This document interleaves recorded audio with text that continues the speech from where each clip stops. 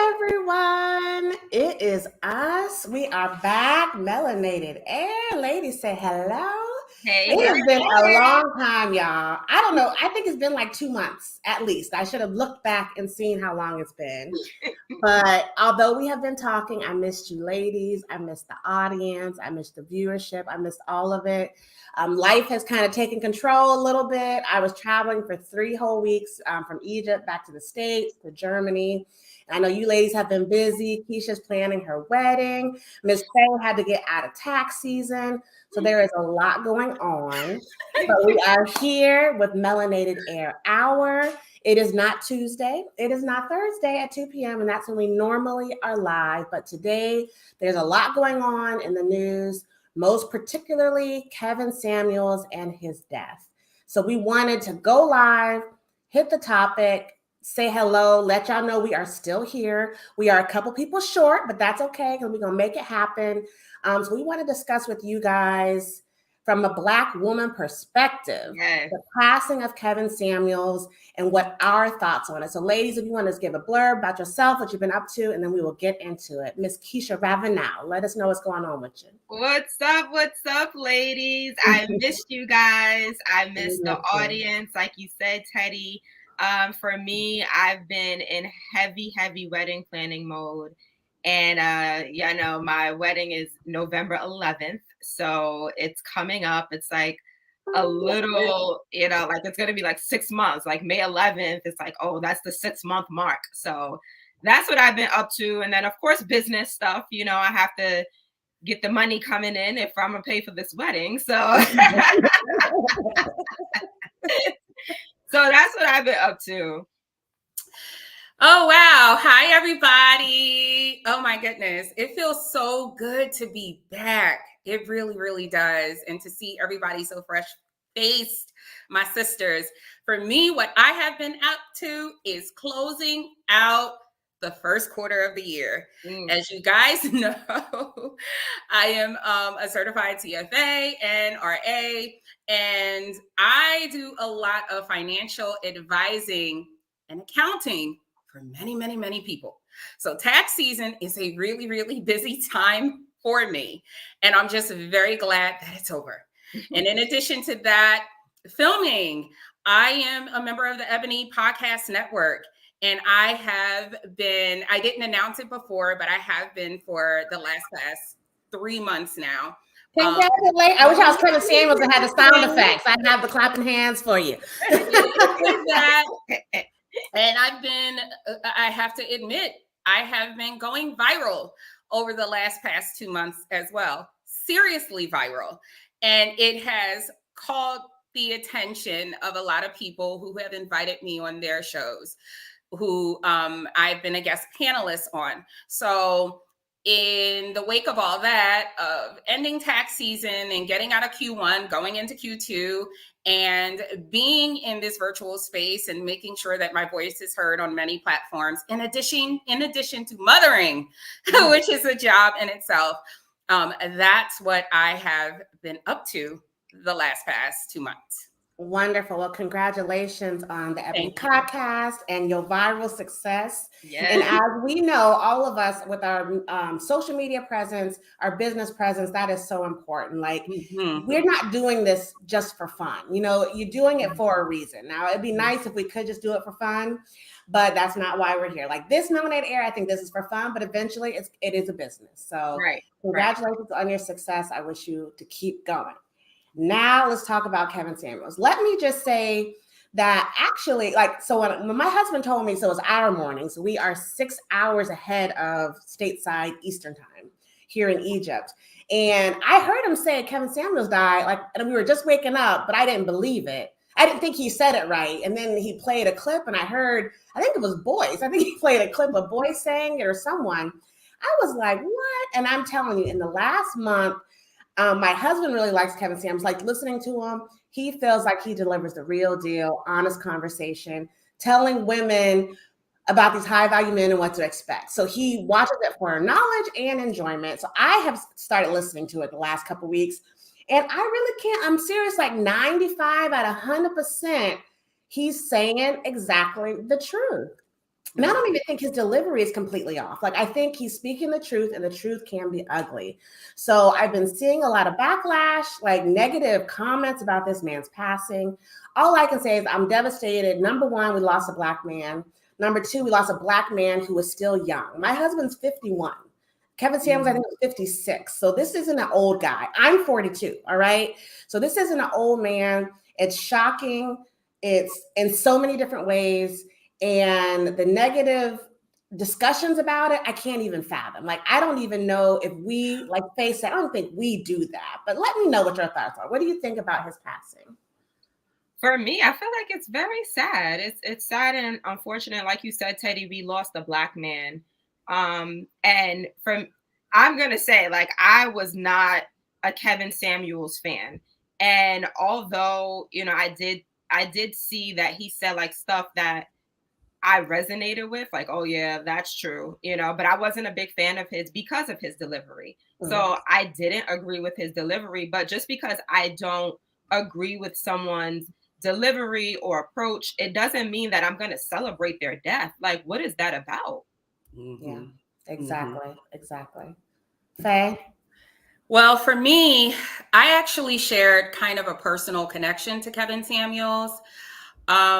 In the beginning, well, first of all, he's been a YouTuber now for the past 5 years. A lot of people don't realize, but he's only made a significant impact over the past 2 years.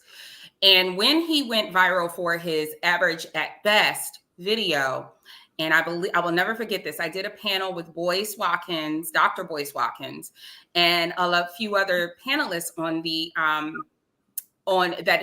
that were sitting there on the panel. And I was actually one of the only people who said and pointed to the fact that we have too many heterosexual Black men out here who are clearly not allowed to have an opinion and use their voice. And I was very taken aback by the very next day when Kevin Samuels did a video and thanked me for saying that, and even acknowledged that this is why he's doing what he does. So I am finding it disturbing on so many levels why there is such celebration and rejoicing going on concerning this man's death. This is not what Black people do, not B1 people. This is not what our ancestors did. This is not what our elders taught us. You know, once upon a time, it was if you don't have anything nice to say, don't say anything at all. It seems we've moved away from that. And that I find unsettling. I think my biggest question because again, I had an opinion of him before I listened it thoroughly to a lot of his podcasts. So I had an opinion of the clips. The clips he was saying, like, you know, I didn't have a positive resonation, but it wasn't negative. It was more neutral. But after listening to him, it turned more positive than negative because I'm a truth teller. Like my delivery isn't always the best. When you're telling the truth, a lot of times it is ugly. And there's just no way to kind of icing that up. But I just am taken aback by the complete distaste. And it's not all just women. It's men too. And I don't know if that's jealousy. I don't know if it's the true concern for the Black women and our ego. I mean, what is the negative outcome of what Kevin Samuels is saying? Does anybody have an opinion? I think, well, not how he said it, what he's saying. My thing is with the Black community, and I call out the Black community because, like, I'm not a part of any other community, right? So we become so attached to political parties, ideals. And so it's like, if you agree with an ideal, then that's it. You can't hear anyone else out. If you are affiliated with a political party, then that's it. What the other political party is saying, it doesn't make sense and you have to go against it.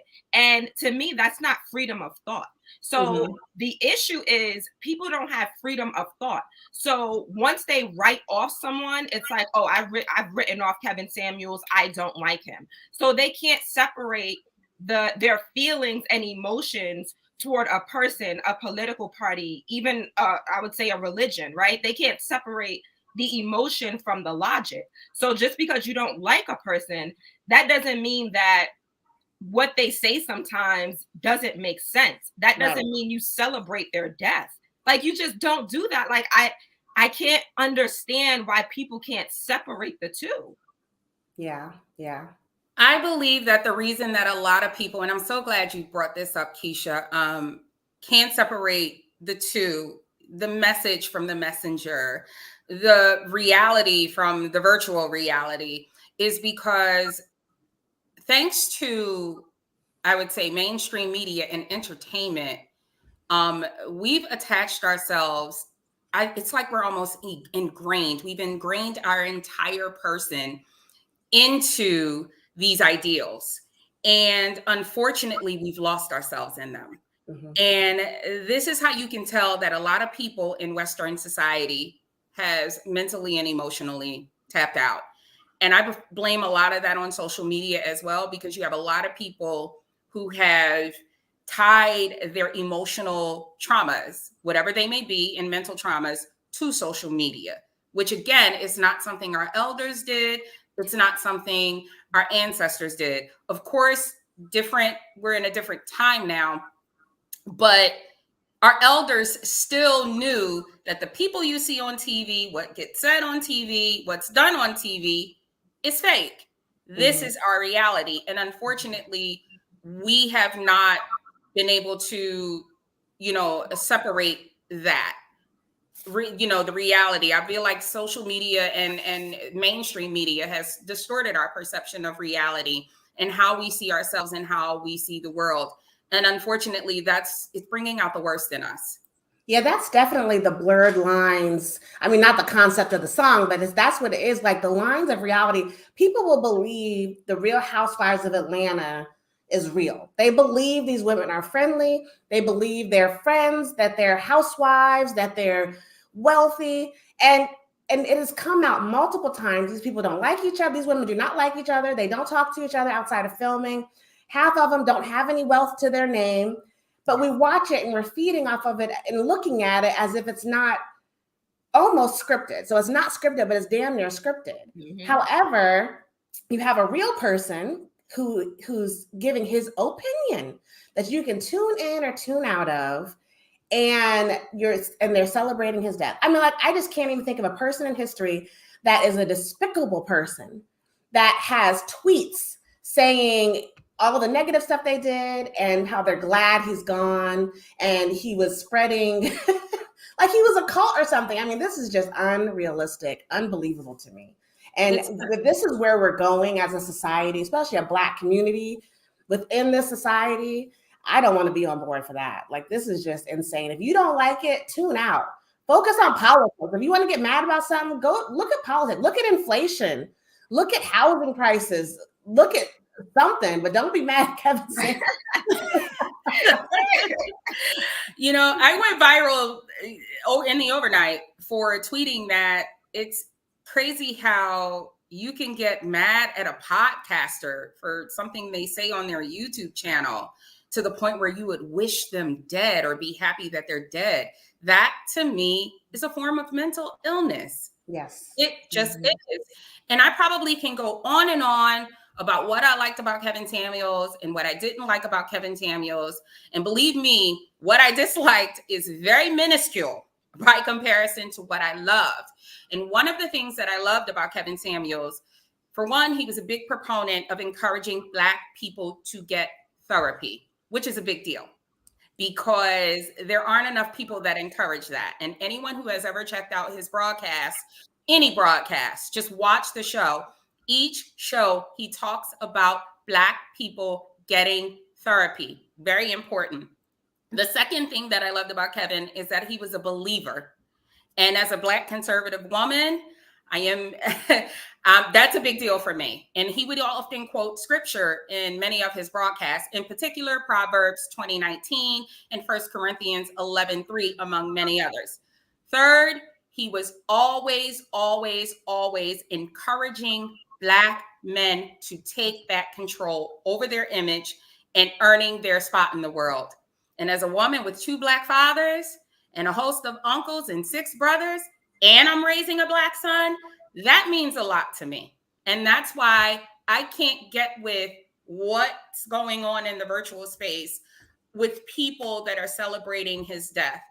It just doesn't resonate with me. You know, rappers have been disrespecting women for the last 3 decades, And excuse we me. still clapping for them. We still rooting for them. We're still paying money to go see them. And they have called you with their own mouth. Bitches, hoes, skanks, all kind of the worst kind of names. And I'm gonna read a clip from you. I'm gonna read a clip for you guys.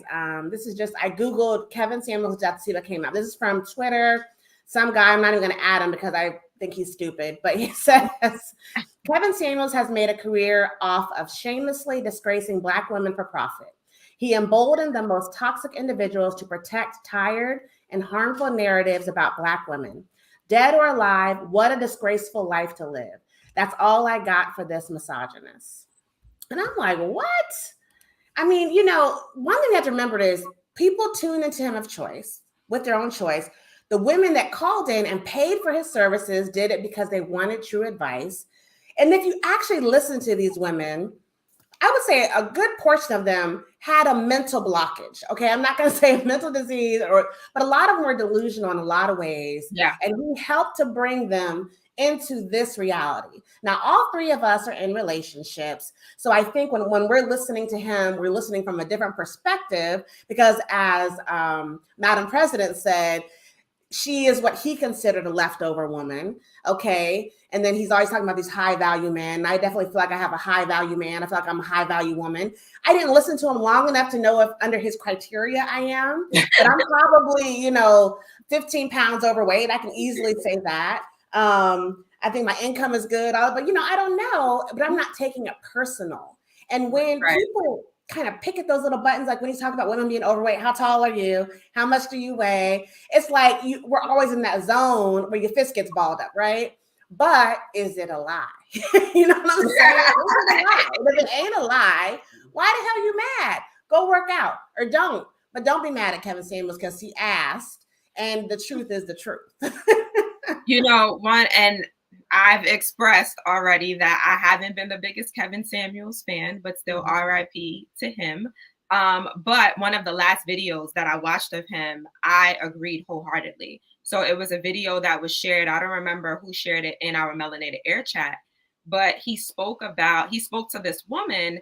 I think she was like over 30. She had 2 kids.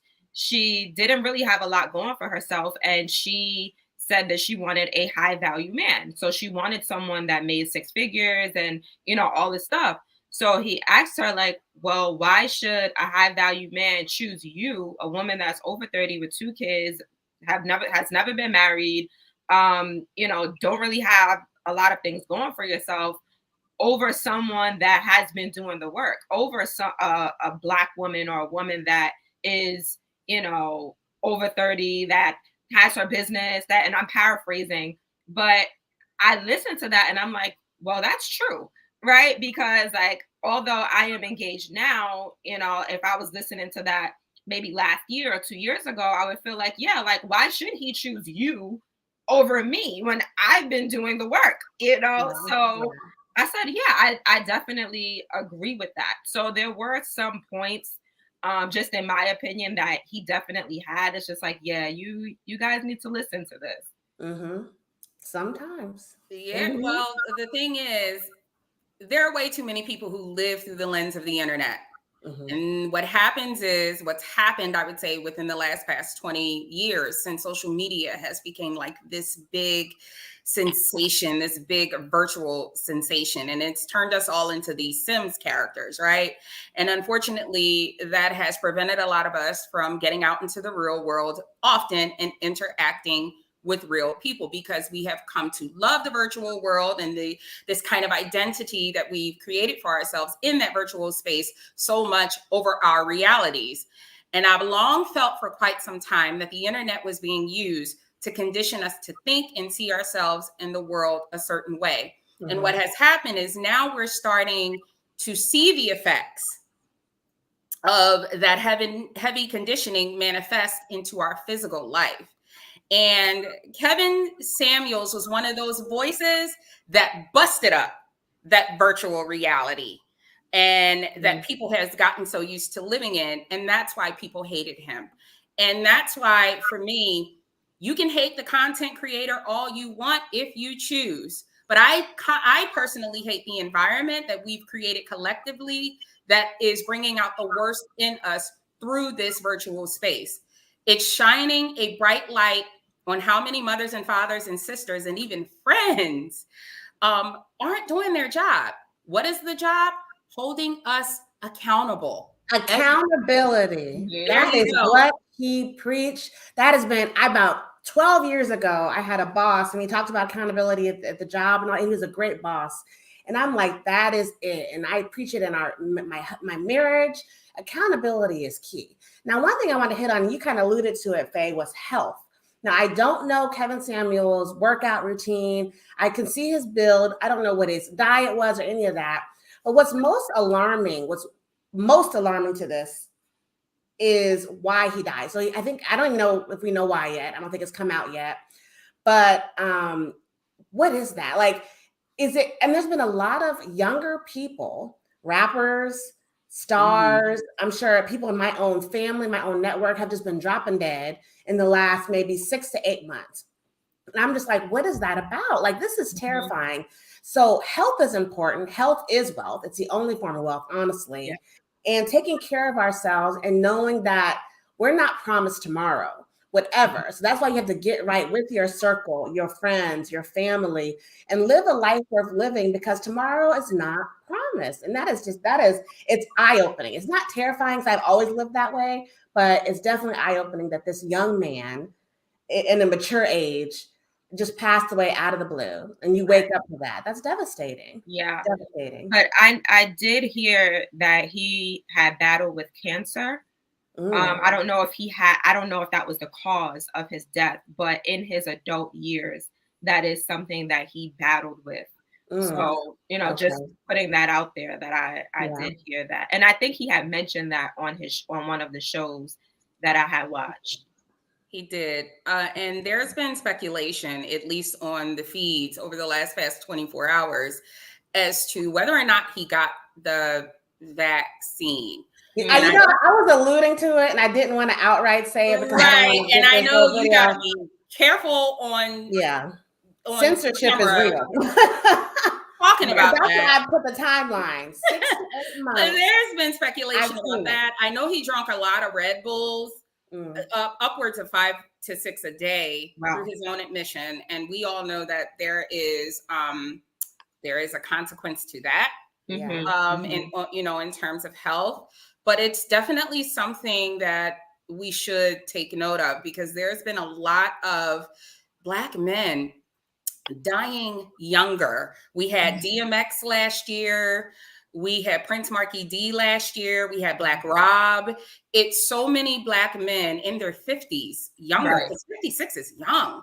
That is young. For 2022, that is very young. Yeah, they have been passing, and that in itself is something that I hope does spark a discussion on a positive note from all this, because reading all of this rejoicing and celebrating of his death, it's really making me, as a B1 Black woman, feel extremely uncomfortable. Very uncomfortable. Like I said, I'm not just a B1 Black woman. I am a mother to a son. I have Black brothers, 6 of them.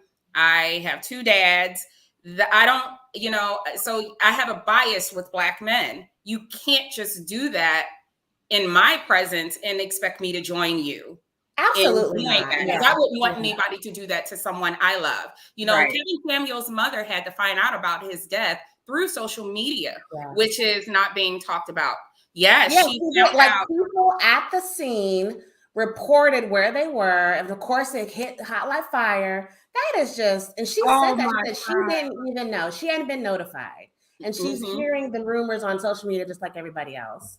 That is horrible. That is horrible. And I honestly hope, from a person who could be on the other end of that, whoever was responsible for that, I hope that they figure it out and find out, and then they're reprimanded, because that is unacceptable. Yeah. And this is just like what Faye was saying. people in social media are blurring their avatar with their real life. We have responsibilities. There are, what is it called? Like rules of engagement for medical personnel, for emergency personnel, police personnel when you're arriving at a scene. And it ain't tweeting, I'm at Kevin Samuels' apartment and I think this dude's dead. Like that is not the answer. So that's too. You said what? Daughter too, that he kind of see. The one thing I love about Kevin Samuels that he does, and it's inspired me as a content creator myself, is he separates personal life from what he does online, you know, in the virtual space, and from his work, because we forget that he also professionally operated as an image consultant. That's what he did before he blew up. That's how he earned his living. He also worked in sales and marketing. He has an extensive, impressive resume outside of the YouTube space. And so he knew how to separate the two. And it's like, you know, this is someone's dad. This is someone's son. This is someone's probably someone's man. Yes. Why are you guys behaving like that? Yeah. Well, and I don't know what this assumption that he was single is. Like, if anyone listened to him, you don't know what he had. You don't know who he has at home. And whoever he has at home signed an NDA, so they ain't telling anything. So, you know, this is just not who we are. And that internet bullying, it's just going to get worse. I mean, you've mentioned it, like the cancel culture. That's where this is like an extreme exponential version of a cancel culture, is celebrating a Black man's death who actually did no harm and only with his tongue spoke what he believed to be the truth. And people in our own community tuned in by the millions and paid by the millions to watch him. But I want to go back to what y'all was talking about earlier, and I want to say keep that same energy, because like you guys said, there are rappers that have disrespected Black women for years, for decades. They pass away and it's R.I.P. and he was a great person and he was a great this and great. He was the great and he was the GOAT. And then you have this man, you know, whether you agree with him or not, that passes away. And it's just like, oh, he was disrespectful to Black women. Well, what about the rapper that was disrespecting Black women? You didn't call him out when he passed away, and you're not calling out the rappers that are alive right now that are disrespecting Black women. You're celebrating them. So that's what I want to say. Keep that same energy. Yeah. Consistently every day. 365, please. Please. And stay tuned for those that are going to try to fill this damn hole. Kevin Samuels found a niche that was not used. And it's because I think in our community, while we're being poisoned with our environment, the things around us, the community in general, there was like this do not make Black women upset line in a direct way. And he crossed that line. He says, no, I'm going to, and it's so fun. Like, I imagine, like, this is completely just my imagination. I'm like, what if he knew he didn't have long to live? Or what if he knew that his health was in danger? And that's what caused him to take this route and say, you know what? So many of us live lives of lies. We're not honest with ourselves. I'm guilty of it. Like, I have to really have a talk with myself in the mirror sometimes and say, Trisha, Ted, that's my government name, Teddy. This is how it really is, and you need to get on board with it, right? So what if he said to himself, I'm just going to start telling the truth because I'm tired of people living. He probably has a lot of, because he is kind of metro, I feel like he has a lot of female friends. This is all just world according to Teddy. Like, I could be making this up. I feel like he has a lot of female friends. And when you have a lot of female friends and a lot of female single friends, you get to hear the story. And he's probably just trying to tell them, he said, you know what? Y'all are in la la land. I'm about to tell y'all what's really going on. And then right. I'm glad that he took the position he took. And if there's one thing that I can say in this moment, it is that I appreciate the fact, and here's my conservative side coming out, that God was able to use this man in the 2 years that he blew up to make an impact. He used him before he transitioned, because this is someone who stood on the rock of his convictions unapologetically. He didn't care who was throwing dirt at him, who dissed him, who cussed him out. He stood firm in his stance, and he never wavered. And in a Never. world that celebrates mediocrity in present day, that's important because we often forget it. Because right now, what we're doing in this super progressive liberal world is we're telling people that their traumas qualify them for a permanent suspension of moral sense of knowing right and wrong. And that to me is very problematic. And if nothing else, I hope that Kevin Samuels passing, because if his videos didn't get millions of views before, it's certainly going to get it now, especially now that this story has made it to mainstream. I hope that a lot of people will wake up to that. Yeah. I really, really do, because we deny ourselves the maturity by keeping ourselves stuck in this horrible state of arrested development, most particularly women who seemingly have regressed to like this childlike state. I would say in the past 20 years, once upon a time, being an educated woman and a mom and a wife and loving your husband and being, the center of family, the nucleus of the family stronghold was something we celebrated. And now we don't do that anymore. Everything is about being the boss chick and holding the bag. And, that is not us. It's not. Our children and our men are now accessories. Mm-hmm. Right. That's not us. That's not B1 either. Right. No, and it's not our own ideals. I don't believe that. I think that as a lot of things, that is a consequence of media, a consequence of white supremacy, honestly, that's telling us what we feel and telling us what we need to be doing and us believing it and then repeating it, regurgitating and acting like it. So no, we definitely have to take a look at this, listen to what he's saying, so that we can build our Black families. Like that is what he was talking about. He's like, you're not going to get this person you're desiring because of these reasons. And you need to do these things to try to get that person or be happy with someone else. But either way, this is the solution. Take it or leave it. Take it or leave it. It's your choice. That's it. That's it. Once upon a time, we did that, though. Once upon a time, we knew how to, look at a story or look at a show or listen to a speaker of the past, and we would be able to, chew up the meat and spit the rest out, or however that saying goes, and we would move about with our lives. We don't do that anymore. Now it seems like, and I don't know if anyone else has noticed it, I'm sure you have, nowadays, whoever goes viral in whatever moment for saying with whatever, there's like this lens we're zooming on, almost as if we're upset at this person who we feel is creating a narrative for our own personal lives. Like Cam Newton, who went viral several weeks ago for something he said about women. And I'm like, why is that such a big deal? This man is clearly speaking about his own experiences. He's an NFL player. He's a public figure. He's also $1 million man who has access to certain types of women. If that woman is not me, why am I upset about that? But that's what we're doing. It from week to week to week, we're picking apart everything someone says, almost as if we're afraid that whatever they say is going to set a new narrative for our personal lives. Again, this is where reality and the virtual space, the identity that we've created for ourselves meet, and our trauma is like in the middle of it. But go ahead. No, go ahead. I was just going to say, you know what it is a lot of the time too?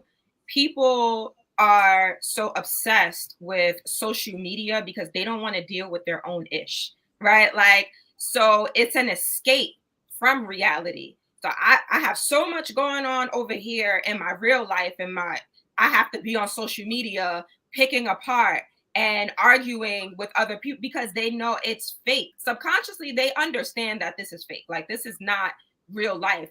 But since it is an escape, it's a daily escape. So decades ago, we didn't have that daily escape, right? Like, if you needed to escape, you went on vacation, right? Now it's like lunchtime, you on social media, like, let me get out of this world that I'm in. Very good point.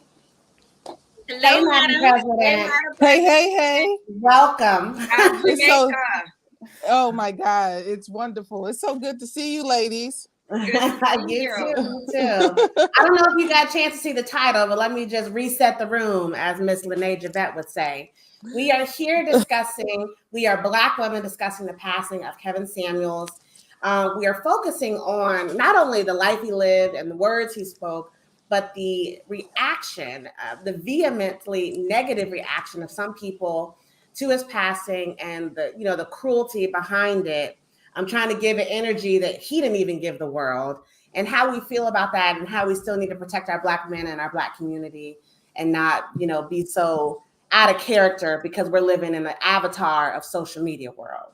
So, Madam President, I know you did a couple videos over the last several hours about Kevin Samuels. What is your collective thought about him and his passing and people's reaction to it, like in a quick synopsis? Okay, well, I'll say quickly that it's very unfortunate that Kevin Samuels passed away. He had a vibrant personality, and even if I didn't agree with the things that he said, sometimes it's kind of like anything, you throw out what you don't want, take what you do. You kind of walk away with something that you're a little bit more, if not enlightened, at least having another perspective that you've never had before. Sometimes I think he approached things. I mean, the language would not always be pleasing, but I do believe Black folks speak to one another in a very pleasing manner sometimes, and it's a social norm amongst us. Growing up, my grandfather say fat ass all the time, or lazy ass, and or some folks would say lazy ass, or whoo, this child over here, she round. They just did not have a lot of cool about how they would say things. But I think ultimately these weren't evil people. If you were somewhere bleeding out, these people will still aid you of some sort, right? So I don't think that because Kevin Samuels was, I think that sometimes he could have a very acute perspective. I don't think that this was an evil person, okay? Mm-hmm. That's just my thought process. However, I don't think that a lot of women owe Kevin Samuels this extreme amount of sensitivity. I don't think that he was very sensitive. Like I said with Dr. Boyce last night, I think Kevin Samuels was a very direct person. I don't even think he would want fake sympathy. I don't think he would care for false empathy. It's like, he had that F you approach, and I think who you are is who you are. And then I think also too, the real thing is die alone. That's what I also believe, that we have to really stop being at odds with Black men and Black women and really ask ourselves, we are better together. No matter what, we are not each other's enemy. We should not be at odds. The reality is we are valuable to one another. Stop trying to pick each other apart. Stop trying to dissect each other. Stop trying to be on the highest mountain and go further together. And I think we can walk away from that. Yeah, I like that. Yeah, that narrative that we have to do it alone. And he said it several times. I've seen it in inspirational posts. I've seen it in financial posts.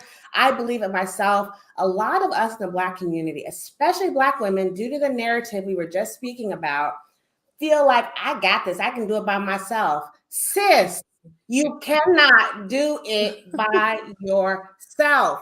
At all. And even if you could, that doesn't mean you should. You can't reach the top by yourself. Like, you can think you did. You can be like Snoop Dogg, where he said, well, first off, I'd like to thank my damn self when he got that star in Hollywood. Like, you are definitely the machine behind your progress, but you cannot do it without your publicist, your marketing person, your wife, your kids, your emotional support, your financial support, whatever that is. Like, you cannot do it by yourself. So let's stop pretending. Let's stop using that narrative. Let's be together in love, and let's not restrict ourselves. And I remember my husband talks about it all the time, because when I met him, he was considered blue collar, and that didn't even bother me at all. I cared about finding a man who would work and who had ambition and who would love me, and behind closed doors and in front of closed doors. Like, those were important things. Not the only important things, but those are important. And a man that got up and worked and sweated every day turned me on, because I'm like, so when it gets tough, I know he can work and he can do push-ups and he can lift some heavy stuff, and he ain't worried about his nails or his hair. Like, he's gonna get it done. So we have to get out of this fake narrative of this, like, Kevin Samuels, high value man, and whatever that means to you, and start living more realistically. Honestly, that's just it. Let's live a realistic life, have realistic expectations, and be who we want to find, right? That's what's most important. It's very That's the best. And you know what? Once upon a time, that's what our ancestors did. That's what our ancestors did. And that's how they were able to carry on to where we are here today because of that. Somewhere along the way, we got lost. And we need to acknowledge that so many different factors played a role in the separation of this like gender divide with black men and black men and black women. And unfortunately, I think for me, what hurts, and again, I have to go there on being someone who has brothers. I am raising a black son. I have so many black men in my family.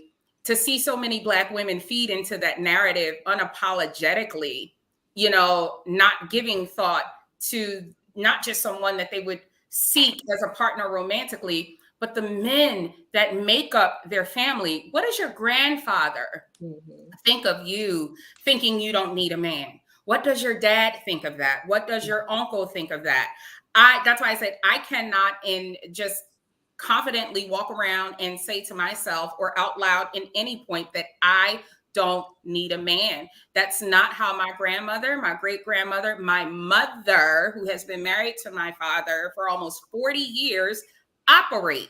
It's just not.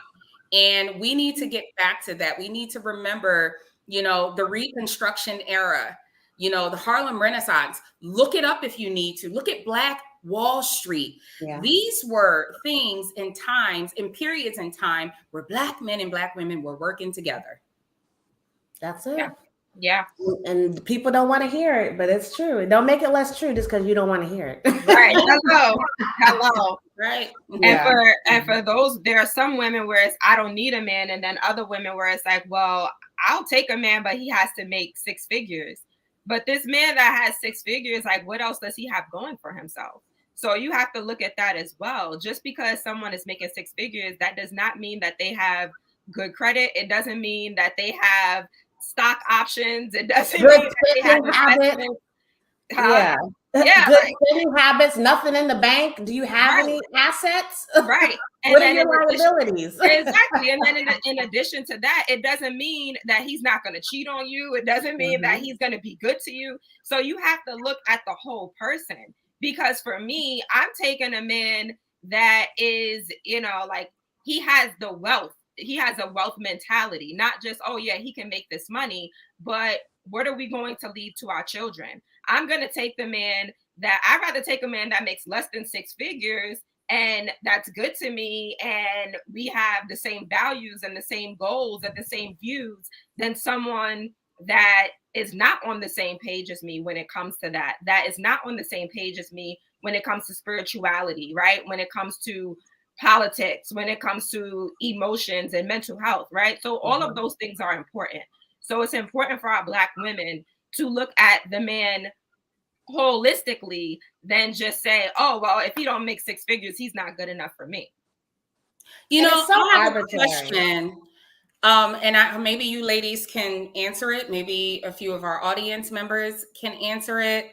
When did Black women, where did this narrative come from that we're all deserving of a rich man? That for me is new. You know, when you think of the Cosby Show, when you think of Good Times, when you think of different television shows, and even the men of certain eras, you know, you think of the Huey Newtons, you think of the Malcolm X's, you think of the Dr. Kings of the world. They were not, by definition, 6-figure guys. So I wanted, earning guys anyway.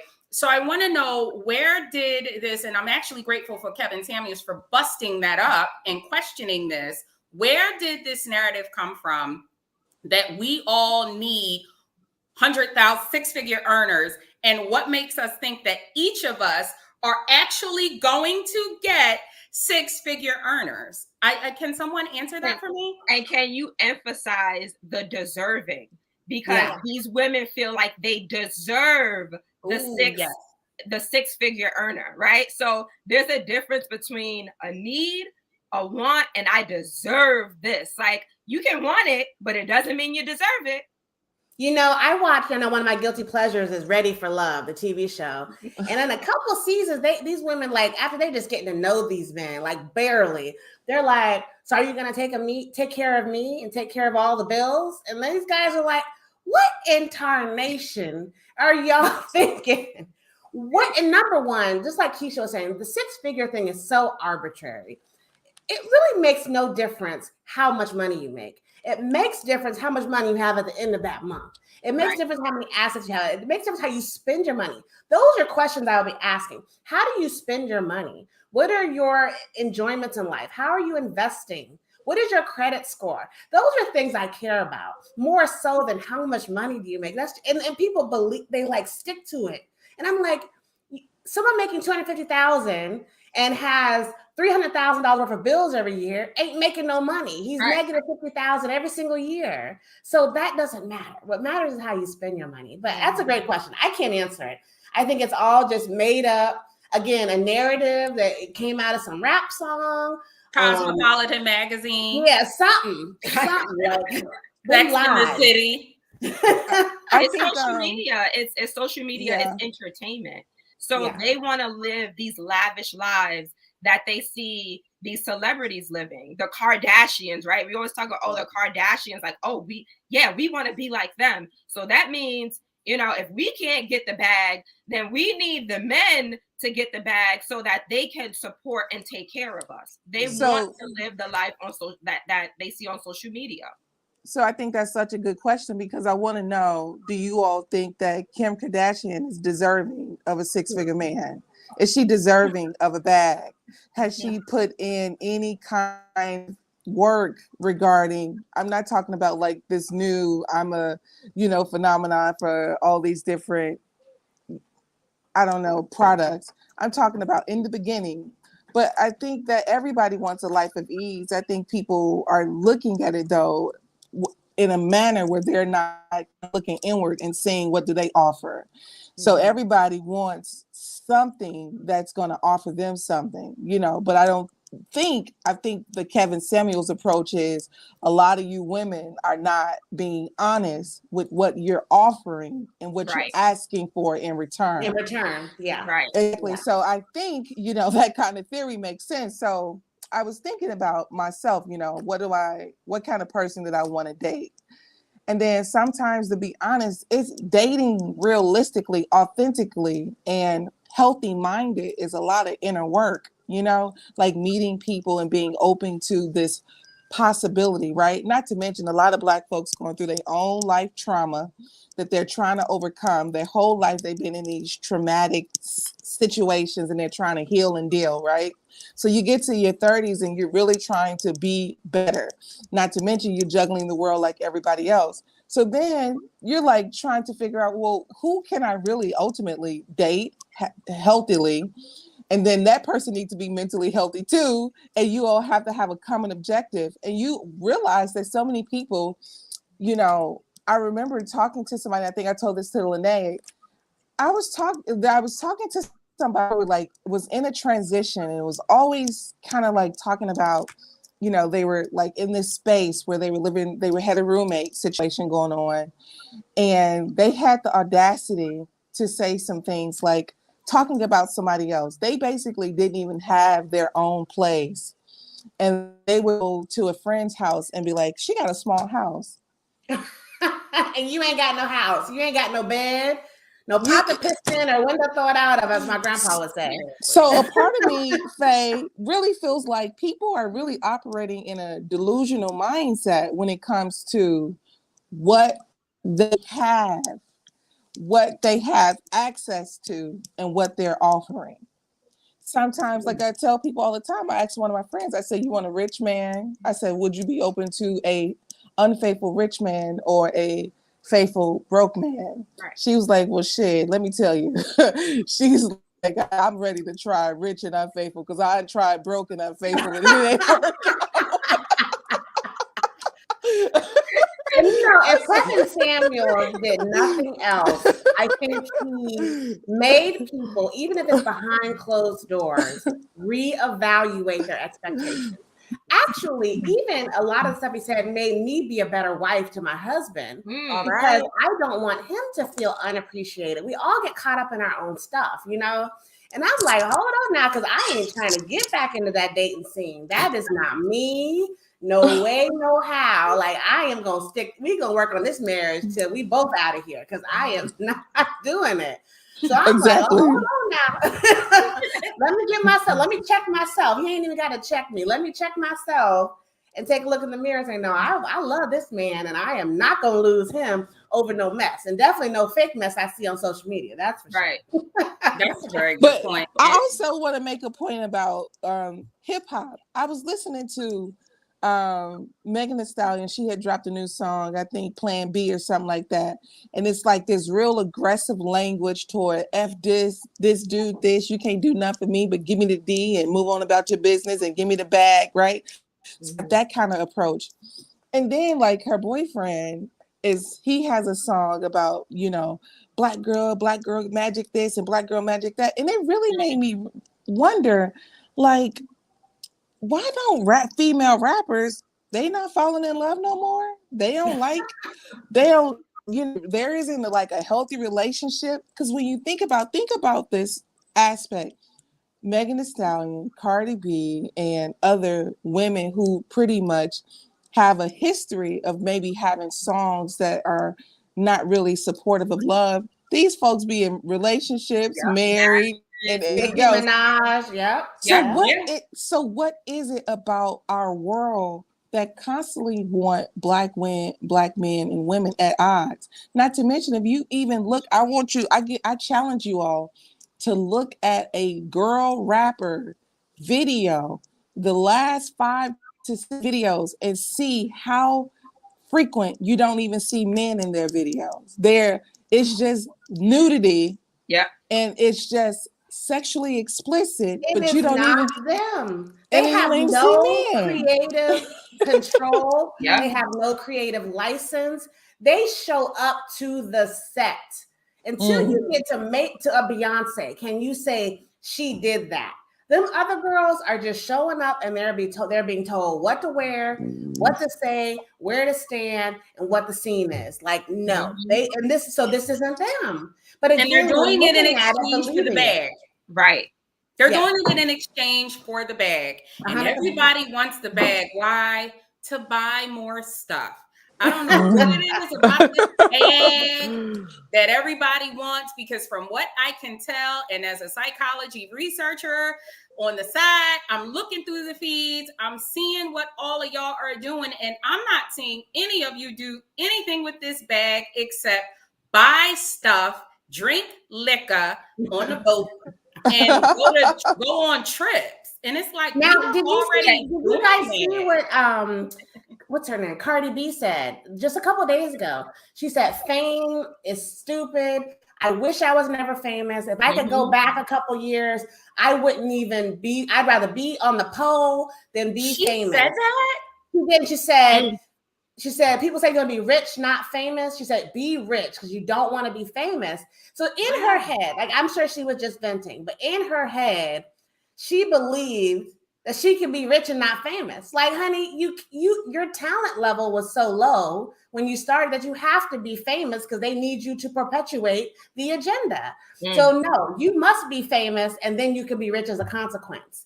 But she actually said she'd give it up if she had to choose over. And I looked at her house and a couple clips ago, and I'm like, no, you ain't gonna give that up. You ain't giving that house up. That's interesting to hear your baby wearing tens of thousands of dollars worth of jewelry and clothes. Nah, you ain't giving that up. But in addition to what Faye said earlier, that people want the bag so they could buy more stuff, they also want the bag because they need validation from these people on social media. So if they have a bag and then they buy more stuff, these designer, and then they're on boats and they're on trips, they look good, right? And then they feel better about themselves and they can say, oh, look at you, you don't have what I have, right? So it's this constant need for validation from people that don't care about you anyway, but you need that, right? So it goes back to us being unhealthy collectively. Mentally, we are not healthy because we're constantly seeking validation from these people on social media instead of looking inward, instead of going to therapy, instead of fixing who we are, instead of fixing ourselves. Yeah, I agree. Absolutely. Well, y'all, we are actually close to the Melanated Air hour. So I will give all of you a chance to give some final remarks. And for those of you that is tuned in, we don't have a lot tuned in because we just popped up. We ain't on all the channels we used to be on, but you can always find us at Melanated Air on YouTube, as well as Melanated Air on Facebook. Thank you to all those that are in the comments. Crystal, Royale, Deandra, I see you. Thank you for showing up. Thank you for being here. You can follow all of us on our own personal handles. You can see them on the screen. Keisha Ravenell at We Inspire Brand, Miss Faye Bishop at Miss Faye Bishop, Madam President at The One Madam President, and myself at The Real Teddy Talks. So ladies, I'm starting with you, Keisha. Just kind of wrap it up. I'm gonna take us back to Kevin Samuels and just the collective. How do we feel and where do we go from here, considering this man's departure from this earth? So I just want to say rest in peace, Kevin Samuels. And I will reiterate that I didn't always agree with his approach and his viewpoints, but I understood separating, we spoke about it earlier, the message from the messenger. And that's what I want for the Black community. I want us to be able to stand firm on our own views, on our own values, and say, no matter what political party this person is affiliated with, no matter what this person is as far as a YouTuber and what he said or she said in the past that I didn't agree with, there are certain things that, hey, I can take that, like Faye said earlier, take the meat, spit out the bones, right? Mm-hmm. So that's where I want us to go and progress as a Black community, for us to be one, right? And not just say, oh, I'm affiliated with this group, with this circle, so I can't agree with anything else that anyone else says. Yeah. Faye, what do you think? What do you want to close with? I have to agree with what Keisha said. I think this was an amazing discussion, and I'm glad that it was had by Black women, especially considering what is going on in the virtual space right now with a lot of Black women tap dancing on this man's grave. And I'm not sitting here to say that they probably don't have reason to feel a way, but I just want I feel like we need to get back to what centers us. And this kind of behavior isn't it. And, I don't side with people. I side with truth. And I always stick to facts. And that's where it all starts and ends for me. And I just want to say, so that we are clear, the facts do not change just because this man is dead and has transitioned. 2 + 2 will always be 4, no matter who says it. And once again, I have to say that I am glad that God was able to use Kevin Samuels for no other reason than to stir the pot, which ignited many necessary conversations to be had in the Black community, before his departure. Again, in a world that celebrates mediocrity right now, he made sure to stand firm on the rock of his convictions, and he never wavered. You heard him. I heard him. Those that didn't even like him heard him. We all heard him. And I just want to say thank you, Kevin Samuels, for that. God rest in peace. There you go. Madam President. Well, I will say that it's, like I said, it's so good to see you all. And what this will teach us nonetheless is that life is very, very short. We just don't have as much time as we think that we have. We should be intentional about love. We should be intentional about forgiveness, and we should be intentional and we should be realistic about who we are and what we have to offer. And we should not uphold people to a standard that we can't meet ourselves. And that's for men and women. And I think that we should be more compassionate to each other so that we can get further together. Black men are not the enemy of Black women, and Black women are not the enemy of Black men. I think we should always remember that white supremacy is the biggest enemy. You can secure the trip, but they got the schools. You can secure the bed. They have the judicial system. So when y'all gonna start playing this game for real?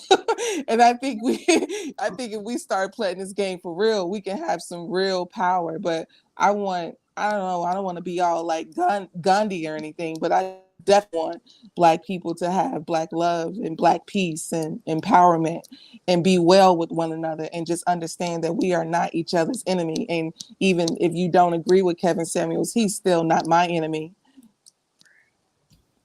Thank you, Madam President. I think all y'all said it so perfectly. And I will just say, this is chess, not checkers. So we need to look at whatever outside narratives that are outside the realm of reality. We need to delete those narratives and we need to start looking realistically at life. The truth is the truth. I think one of the first things I have in my Instagram bio is cryptocurrency truth teller. I love the truth, ugly, clean, pretty, dirty, whatever it is, and we have to know the truth. And Kevin Samuels, rest in peace. The Ewing household mourns you today. Let me tell you, my husband was in the dumps. He probably still in the dumps because he enjoyed listening to him. And he was just a voice in our house when he'd do his dun, dun, dun, when he was hanging up on women. And my son, he loves it. He'll put his hand up like this. So I'm gonna tell you, we are mourning him today. I have his family in our prayers, his close friends in our prayers. And I will definitely say that the social media audience lost a truth teller of sorts when he passed away yesterday. So I hope that whoever tries and succeeds at filling that hole is doing it from a place of love and a place of being honest and not at a place of greed or anything else. But as you've all said, it was so wonderful seeing you. We are back. I can't promise when we're going to be here because it may be Tuesday, Thursday, may not. But just show up when you see us. Come to our page, come to our YouTube, Melanated Air. Come to our Facebook, Melanated Air. And when you see that notification pop up, you'll see us. And so make sure you tell a friend. Oh, yeah. You said what? I said, make sure they tell a friend. Absolutely. Tell a friend. Make sure you subscribe. Make sure you share. Make sure you like, you heart this. Those of you who have been here, thank you for joining us, and we will see you next time. And I'll end it as Miss LaNée Javet always end it. Be blessed, be Black, and be one. All right. Bye, y'all.